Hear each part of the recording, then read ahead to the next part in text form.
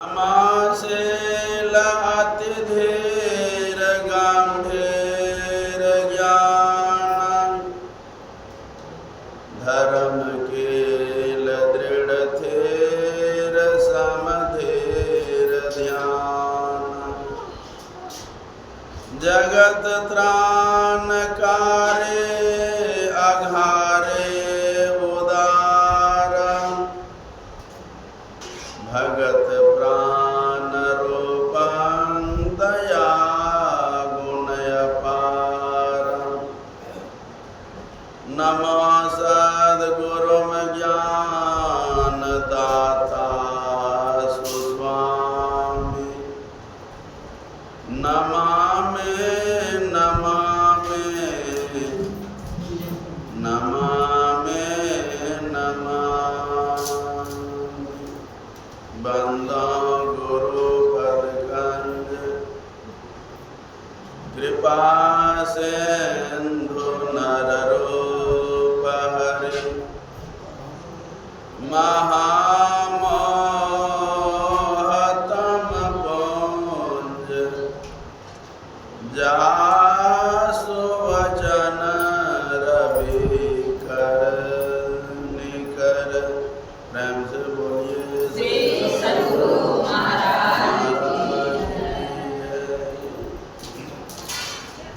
अभी हम लोग बड़ी श्रद्धा से स्तुति प्रार्थना की है और आप संत मत के वरिष्ठ ग्रंथ सत्संग योग से उपनिषद वाणी संतों की वाणी विद्वानों की वाणी को आपने श्रवण किया। पाठ्य के अंतर्गत मुक्ति को उपनिषद की वाणी को आपने सुना। मुक्ति को उपनिषद में भगवान श्री राम और हनुमान जी का संवाद है। भगवान श्री राम और हनुमान जी का संवाद है। हनुमान जी भगवान श्री रामचंद्र जी के पास गए हैं।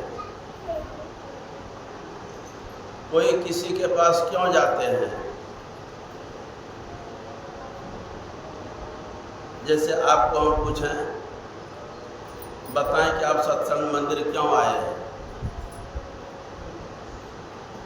शायद जिस कारण से आए हैं उस कारण का आपको पता भी नहीं हो। कोई किन्हीं के शरण में जाते हैं समस्या के समाधान के लिए। बोलिए श्री सद्गुरु महाराज क्यों जाते हैं? बोलिए समस्या के समाधान के लिए। यदि किसी के पास समस्या नहीं होता तो मंदिर में भीड़ नहीं लगता। किन्हीं का जीवन दुखी होता है, संकट में होता है, तो चलो भगवान को थोड़ा सा हम अपना निवेदन कर देते हैं, मेरा दुख टल जाए। तो भ्रष्ट लोग अपने दुख को टालने के लिए देवों के शरण में जाते हैं, लेकिन हनुमान जी राम जी के पास अपने दुख को टालने के लिए नहीं, बल्कि हनुमान नहीं, हनुमान संत है। जिस तरह से आप लोग पारिवारिक लोग हैं, बाल बच्चेदार, यदि आपको हम पूछें बताओ कि आपका संसार कितना बड़ा, क्या कहेंगे? हम दो और हमारे कितना हो गया? बोलिए श्री सद्गुरु महाराज। बस आपका इतने बड़ा परिवार है, हम दो और हमारे, और किसी के लिए सोचते हैं शायद कोई होगा, शायद कोई होगा, लेकिन संत अपने लिए नहीं सोचते हैं। असंत का कितना बड़ा परिवार है। आपको झलकता है निरंजन बाबा अकेले, गुरु महाराज अकेले, कबीर बाबा अकेले न थे? अकेले नहीं थे। कबीर बाबा ने कहा कि हमसे कौन बड़ा परिवारी, हमरे जैसा किसका परिवार बड़ा परिवार है। सदगुरुदेव को यदि जानो, गुरु महाराज का कितना बड़ा परिवार, गिनती कर लीजिए। बाबा लोगों के पास डायरी होती है, मोटी मोटी डायरी होती है, उसमें भजन भेज देता है, उसमें नाम लिखते हैं ना, तो नाम लिखते हैं। अब जितने का नाम डायरी में आया सब क्या हो गया बोलिए? परिवार नहीं हो गया। संत के लिए इतना ही नहीं होता है, बल्कि उनका जगत ही अपना परिवार होता है। हनुमान जी राम जी के पास गए हैं कि जगत के जीव दुखी है। जगत के लोग क्या हैं? सुखी हैं कि दुखी हैं? सुखी, आप सुखी होंगे, कोई बात नहीं। कोई सुखी हो सकता है क्योंकि उसके पास मकान है, पैसा भी है, संतान भी है, लाठी मजबूत है। लेकिन ये सब कोई सुखी बोलिए नहीं हो सकता। जगत के जीव दुखी है, ये सुखी कैसे होवे? क्या उदार होते हैं संतों का हृदय। बोले हनुमान जी को पहचानिए, हनुमान जी को जानिए, हनुमान क्या और कैसे हैं। हनुमान जी राम जी के बड़े प्यारे भक्त हैं, बड़े दुलारे भक्त हैं और बड़ा ज्ञानी भक्त है।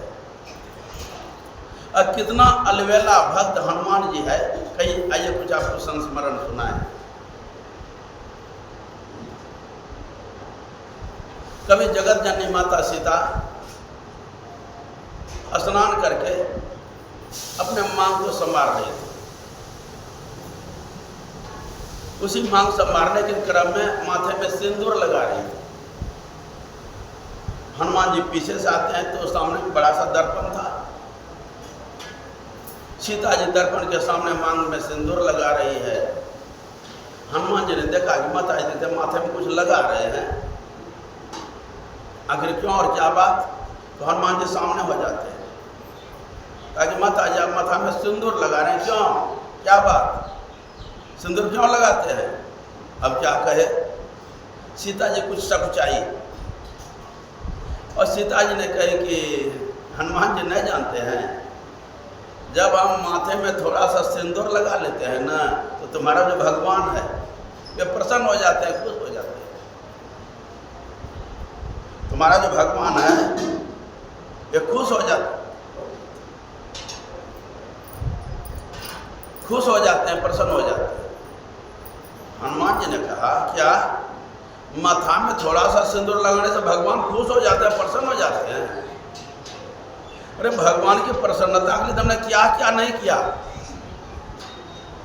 आप जो कहते हैं कि माथे में सिंदूर लगाने से भगवान खुश हो जाता है, ये राज को तुमने आज जाना। माता जी ऐसा करो ना, थोड़ा सा सिंदूर हमको भी दो। अब थोड़ा सा बात क्या कहे, माता जी ने बड़ा डब्बा पकड़ा दिया। जब डब्बा पकड़ा दिया ना, तो हनुमान जी ने क्या किया? हनुमान जी ने कि जब माथे में थोड़ा सा सिंदूर लगाने से राम जी प्रसन्न हो जाते हैं, तो क्यों नहीं हम पूरे शरीर में? और क्या किया? सिंदूर हाथ में लिया, जैसे आप लोग अबीर लेते हैं, ऐ माथा से लेकर के पूरे शरीर में पैर तक लपेट लिया। अब बड़ी प्रसन्नता है, आज मेरा भगवान खुश हो जाएगा, क्योंकि जब कोई थोड़ा सा माथा में सिंदूर लगाते हैं तो राम जी खुश हो जाते हैं। हम तो पूरे शरीर में लगा दिए, जरूर खुश हो। संजोग जाने राम जी सभा में बैठे थे, सिंहासन पर बैठे थे, लोगों की बड़ी भीड़ थी, और भागे भागे भागे भागे राम जी के सामने। किसी ने पहचाना, किसी ने पहचान भी नहीं सका, ये कौन लगता भूत जैसा। राम जी ने गौर किया, ये हनुमान। बोला जी, बोला ऐसा चेहरा क्यों बना लिया है? हम बनाया नहीं है। आप प्रसन्न कैसे होते हैं? इस राज को हमने आज जाना है। बोला क्या जाना? आप शरीर में सिंदूर क्यों लपेट लिए हैं? हनुमान जी का भगवान। माता सीता जी मांग में सिंदूर लगा रहे थे। हमने उनको पूछा कि आप माथे में सिंदूर क्यों लगाते हैं? तो माता जी बोली कि हे हनुमान, जब माथा में थोड़ा सा सिंदूर लगाते हैं ना, आपका भगवान खुश हो जाता है, प्रसन्न हो जाता है। भगवान जब आप थोड़ा सा सिंदूर लगाने में प्रसन्न हो जाते हैं, हम पूरे शरीर में लगा लिए। मानो राम जी अति प्रसन्न हुआ, खूब प्रसन्न हुआ। धन्य हो हनुमान, कितना भोला ज्ञान, कितना भावुक हृदय, क्या सरल हृदय। राम जी बहुत प्रसन्न। इतना ही नहीं, हनुमान जी बड़े ज्ञानी भी हैं, सरल स्वभाव के हैं तो ज्ञानी भी हैं। ज्ञानी क्या है? भगवान श्री रामचंद्र जी बड़े प्रसन्न चित्त बैठे हुए हैं। हनुमान जी कैसे आते हैं, चरण में नमन किया, दौर वज्रासन में बैठ गए। राम जी ने कहा कि हनुमान जी आज आपसे कुछ हम पूछें, क्या बता सकते हो? बोला भगवान अगर पूछें तो सही, हम प्रश्न का हल करने का प्रयास करेंगे। हनुमान जी बताओ कि तुम हमको किस निगाह से देखते हो, हम तुम्हारे लिए क्या हैं, हमको किस दृष्टि से देखते हो? हनुमान जी ने हाथ जोड़ करके कहा भगवान एक रूप में आप नर हैं और हम वानर हैं। आप क्या हैं? मनुष्य हैं, हम जानवर हैं। दूसरे रूप में आप मेरे भगवान हैं और हम आपके भक्त हैं। और तीसरे रूप में यदि कहो ना, मूल रूप में यदि कहो भगवान जो आप हैं वही हम हैं। बोलिए श्री सतगुरु। जो आप हैं वही हम हैं, हम दोनों में कोई अंतर नहीं है। ऐसा ज्ञानी हनुमान जी राम जी के पास गए। राम जी ने पूछा क्यों, क्या बात? भगवान जगत के जीव दुखी है, वे सुखी कैसे होंगे, इसलिए हम आप से इसके समाधान के लिए आए हैं। जो भी कुछ संवाद हुआ उसी को मुक्ति को उपनिषद बोला गया। मुक्ति को उपनिषद का मतलब, मुक्ति का मतलब ही होता है छुटकारा। मुक्ति का मतलब क्या होता है? छुटकारा। अतः छुटकारा तो तब होगा जब बंधन को जानेंगे। जब तक बंधन को नहीं जानेंगे तो छुटकारा कैसे होगा, छूट कैसे सकेंगे? और हर एक जीव छूटने के लिए चाहता है, स्वतंत्र होने के लिए चाहता है। जैसे किसी पिंजरा में तोता बंद है, वे भी बार बार चोंच को बाहर निकालती है, हम इस पिंजरा से बाहर निकल जाएं, हम मुक्त हो जाएं, बंधन से मुक्त हो जाएं। आप देखते हैं मोटे मोटे रस्से और मोटे खुट्टा में गाय को, बैल को बांध करके रख देते हैं। गाय पर बार बार डोरी को खींचता है, क्यों? इस बंधन से मुक्त हो जाए। वे तो मुक्ति होने के लिए चाहता ही है, हम मनुष्य भी मुक्ति पाने के लिए चाहते हैं। हम गाय के बंधन को जान सकते हैं, कुछ तोता के बंधन को जान सकते हैं, इन मनुष्य के ऊपर क्या बंधन है आपको पता? बंधन का पता है? यदि आपको हम कहें कि आपके ऊपर भी बंधन है, आप कह सकते हैं बाबा मेरे ऊपर बंधन, हम देखते स्वतंत्र है, मेरे ऊपर बंधन क्या हो सकता है? आप अपने आप को जितना स्वतंत्र मान रहे हो ना, उतना स्वतंत्र नहीं, उतनी गहरी बंधन आपके ऊपर लगा। आपका मतलब जानो।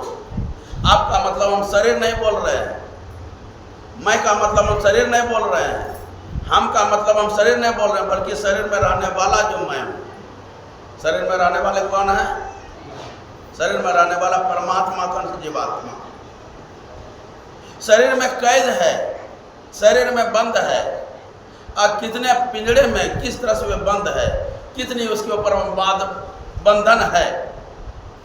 यदि कोई उस बंधन को जानने के लिए चाहे, जब तक बंधन को जानेगा नहीं तब तक वो बंधन से छूट नहीं सकता। राम जी ने कहा पहले बंधन को लोग जाने तब वे छूटने को उपाय कर सकता है। तो जीव के ऊपर बंधन क्या है अभी आपने सुना। द्वय बीजे चित्त वृक्षस्य प्राण स्पंदन वासने एकस्मिन् च तयोच्छिन्ने क्षिप्रम द्वय पुनश्चित। मतलब हर एक बीज के दो दाल होती है। वृक्ष बनने का मतलब बीज से वृक्ष बनता है। हर एक बीज में दो दालें होती हैं। जब दोनों दाल पुष्ट होता है, आप मिट्टी में डालते हैं, उसमें अंकुर होता है, पौधा का रूप लेता है, पुनः गाछ बनता है। ठीक, उस दोनों दाल में से एक दाल खराब हो जाए, कट जाए कि फट जाए, या एक दाल में कीड़ा लग जाए, घुन लग जाए, उस एक दाल कटे हुए बीज को आप जमीन में लगाओ, गाछ होगा, अंकुर होगा? अंकुर नहीं होगा, गाछ होगा। जब अंकुरित होगा तो गाछ और फल कैसे लग सकता है? इसी तरह से हम जीव को बार बार शरीर में आने का मतलब क्या है? बार बार शरीर में आने का मतलब और इस बंधन से छूटने का भी मतलब। आपने सुना शरीर में आने का मतलब दो मतलब है। यदि कोई छूटने के लिए चाहे, जिस तरह बीज में दो दाल, इसी तरह से द्वय बीजे चित्त वृक्षस्य प्राण स्पंदन वासने, प्राण स्पंदन और वासना इस चित्त रूपी वृक्ष का दो बीज है। यदि कोई जन्मने मरने के दुख से छुटकारा पाने के लिए चाहे तब क्या करना पड़ेगा? जिस तरह से बीज के एक दाल यदि खराब हो जाता है, उसको मिट्टी में लगा अंकुर नहीं होगा, उसी तरह से जन्मने मरने के दुख से छूटने के लिए चाहो ना, ये दो प्रकार का साधना बताया है। दो प्रकार का साधना क्या है? प्राण स्पंदन और दूसरा वासना का त्याग। प्राण स्पंदन यानी हठ योग और दूसरा वासना का त्याग, ये राजयोग। दो प्रकार का साधन है। हठ योग भी साधन है, वह हठ योग सबके करने के बस की बात नहीं है। और हम यदि कहें आप जितने लोग यहाँ बैठे हैं ना, इस किसी से हठ योग होने वाला नहीं है, क्योंकि आपका हड्डी मजबूत हो गया है, हड्डी टाइट हो गया है। अब आपसे हठ योग नहीं हो सकता है। और हठ योग में बहुत प्रकार का साधना होता है, उसमें नेति धोती इत्यादि किया जाता है। नेति धोती क्या होता है? नेति धोती जिस तरह आप दंतवन लेकर के दांत को साफ करते हैं ना, दांत साफ करते हैं, कभी आंत को साफ किए हैं? आंत रोज रोज जो खाते हैं, पेट में जो अन्न भरता है, कभी साफ किया है?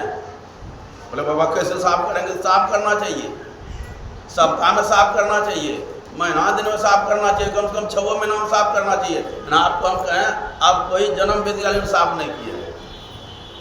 सरल उपाय यह जानो, यदि कोई आंत को साफ करने के लिए चाहे तो सुसुम पानी, गर्म पानी में नींबू को डाले, एक नींबू नहीं, पूरा नींबू निचोड़े, 2 3 4, 1 2 लीटर जल हो, ज़्यादा भी हो सकता है, उसमें नींबू को निचोड़ो, आप काला नमक डाल दो, आप भरदम गरम गरम पानी को पियो, तब क्या होगा?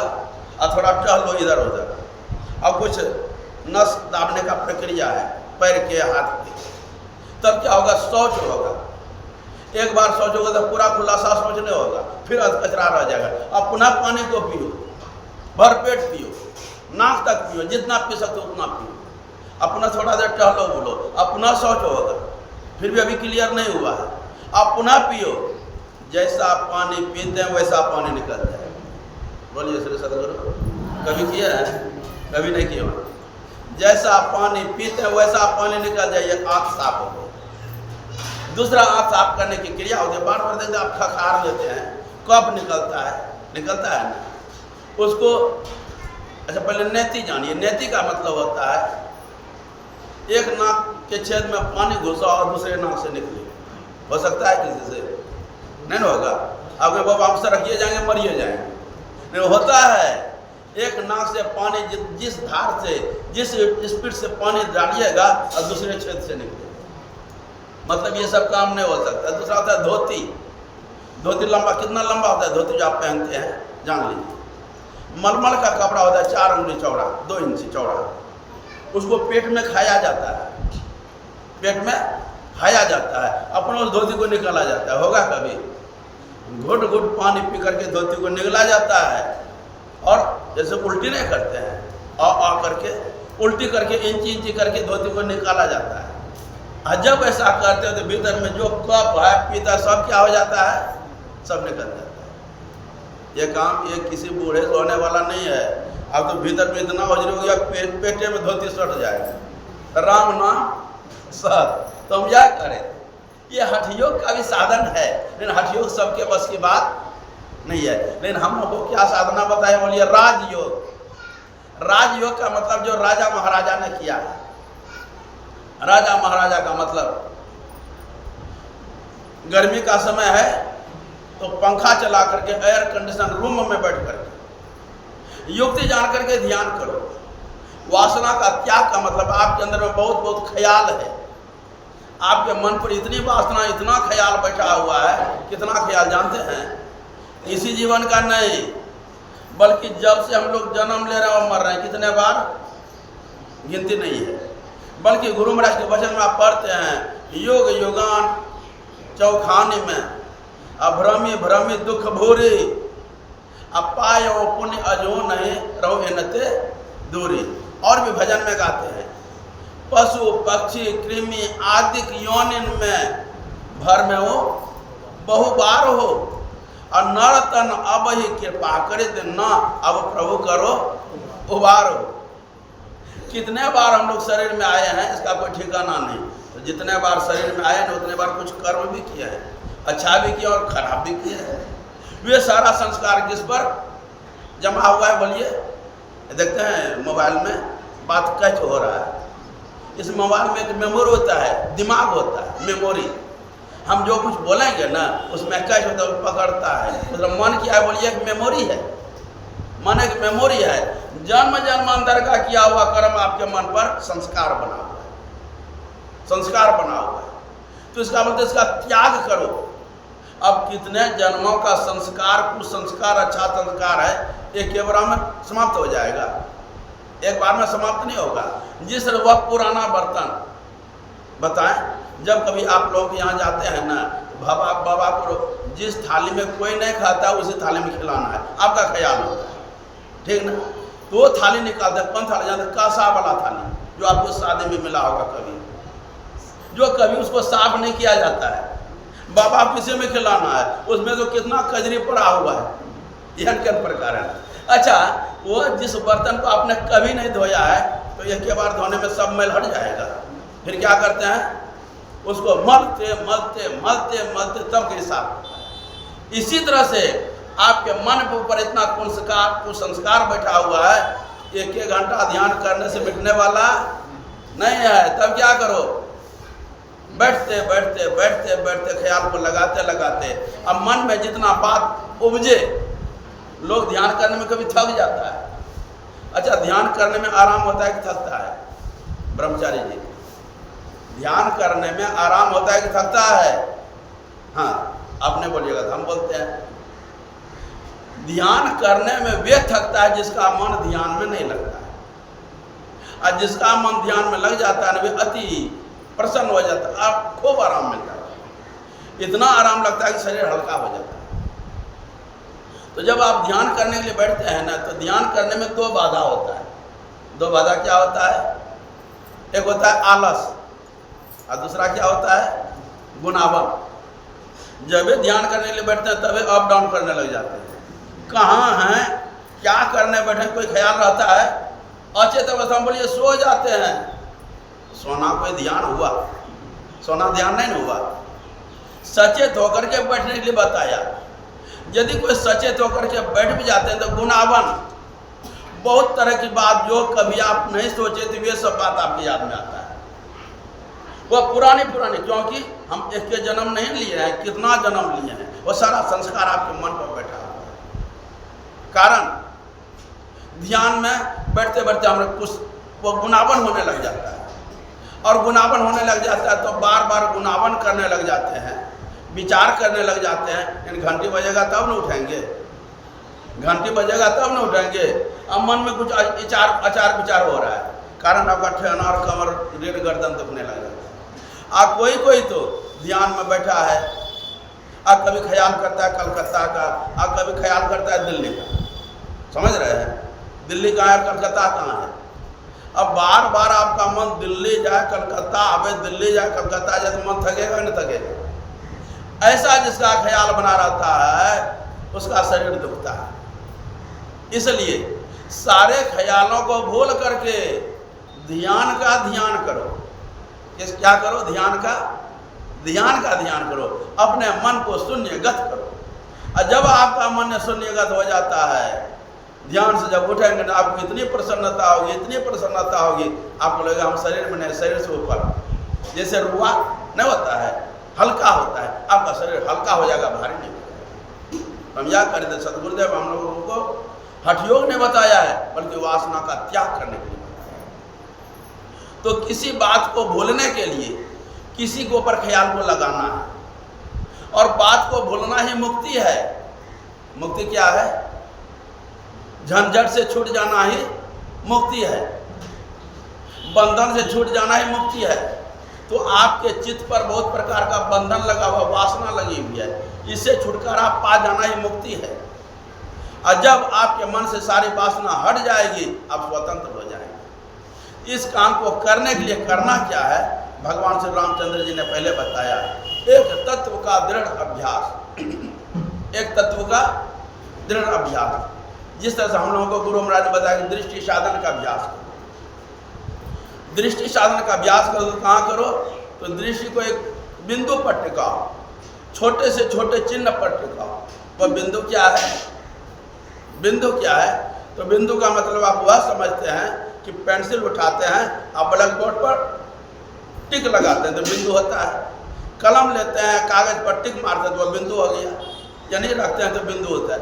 वह बिंदु बिंदु नहीं, बल्कि वह बिंदु कहते हैं, मान लो कि यह एक बिंदु है, लेकिन वह बिंदु नहीं है। बोले बिंदु क्या है? बिंदु के संबंध में शिव संहिता में लिखा है, बाला अग्र सत्सहस्रं तस्य भागस्य भागिनः तस्य भागस्य भागार्धं ततक्षयतु निरंजनम। मतलब इस केस की नोक को 100,000 भाग करो, इस केस के नोक को 100,000 भाग करो, उसमें से एक भाग को और आधा भाग करो। कितना सूक्ष्म होगा आप अनुमान नहीं कर सकते। जब इतना सूक्ष्म में आपका दृष्टि टिक जाएगा तब क्या होगा? बाहरी सारे ख्याल जब भूल जाएंगे, बाहर देखना बंद हो जाएगा, तब अंदर का क्या बोलते हैं, रील की सीरियल, अब अंदर का खेल शुरू हो जाएगा। बाहर देखना बंद कि अंदर देखना शुरू। जैसे ही बिंदु पर दृष्टि टिकेगा कि तम फटे, अंधकार भागेगा, अंधकार भागेगा तब क्या आएगा? बोलिए, प्रकाश आएगा। अब जिसके जीवन में प्रकाश आ जाए उसका जीवन सुखमय की दुखमय? सुखमय की बात बोलते हैं। कितना संपत्ति कमा लो, उस सुख को आप उस सुख का बराबरी नहीं हो सकता है। बाहर बड़े से बड़े पदाधिकारी बन जाओ, उस सुख के बराबरी नहीं बन सकता है। पता, एक तत्व के दृढ़ अभ्यास। जब एक तत्व का हम अभ्यास करने लग जाते हैं ना, तो मन वैसे ही समाप्त हो जाता है, गल जाता है, इनकी अस्तित्व नष्ट हो जाता है। कैसे? जैसे हेमंत काल में कमल स्वयं गल करके नाश हो जाता है, समाप्त हो जाता है। आप लोग मखाना का खेती कोई करता है? नहीं देखते हैं। जब तक मखाना लगा हुआ था उस गाछ जिंदा होता है, ठीक। हम मखाना तोड़ देते तब गाछ क्या हो जाता है? स्वयं धूप के ताप से गल करके समाप्त हो जाता है। इसी तरह जब आप दृष्टि साधन का अभ्यास करते हैं ना, तो मन का अस्तित्व समाप्त हो जाता है। जब तक मन इंद्रिय में है तब तक मन की शक्ति जगता है, और जब एक बिंदुता को प्राप्त करने लग जाता है तो मन का अस्तित्व नष्ट हो जाता है। कैसे? बाबा लोग बताते हैं, जैसे गन्ना को लोग पेरते हैं, कोल्हू। बहुत गन्ना तो सीधा होता है, बहुत गुना टेढ़ा मेढ़ा होता है। अब बाहर टेढ़ा में तो बोझा बनने में कैसे लगता है? इधर बनो तो उधर भागता है ना। अब वही टेढ़ा मेढ़ा गन्ना जब दोनों रोलर के बीच में चला जाता है तब क्या हो जाता है?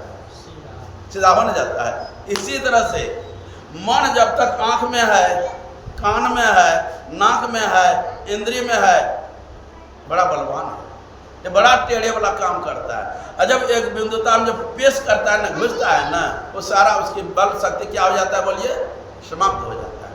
तब कबीर बाबा ने जो बताया वह आनंद उसको मिलता है। बिमल बिमल अनहद धुनि बाजे, सुनत बने जाको ध्यान लगे। जो कोई साधना को कर लेते हैं, 12 मास बूंद जो बरसे। यहाँ तो कभी हमारे यहाँ कभी कभी ना वर्षा होता है, 12 महीना नहीं होता है। लेकिन जो कोई साधना को प्राप्त कर लेता है ना, तो 12 महीना अजर झरता है। अजर क्या झरता है? अजर क्या झरता है? तो बिंदु ध्यान विधि, नाद ध्यान विधि, सरल सरल जग में प्रचारित सतगुरुदेव ने बताया। यदि कोई साधक बिंदु ध्यान करते हैं तो वे प्रकाश का दर्शन करते हैं। यदि कोई नाद ध्यान का अभ्यास करते हैं तो वे शब्द को सुनते हैं। वह शब्द और प्रकाश नीचे से कि ऊपर से? शब्द ऊपर से झरता है, ऊपर से सुनते आता है, उसको नौबत बाजा बोलते हैं। पुराने जमाने में राजा के दरबार में नौबत बाजा बजता था, और बड़ी दूर ऊपर में बाजा बजता था। उसी से सतगुरुदेव ने बताया आपके अंदर में वह आवाज हो रहा है। शरीर कितना है? 5 प्रकार का शरीर बताया, तो 5 मंडल होता है। तो पांचों मंडल में 5 एक ही प्रकार का शब्द नहीं, विविध प्रकार का शब्द होता है। यदि कोई स्थूल शरीर में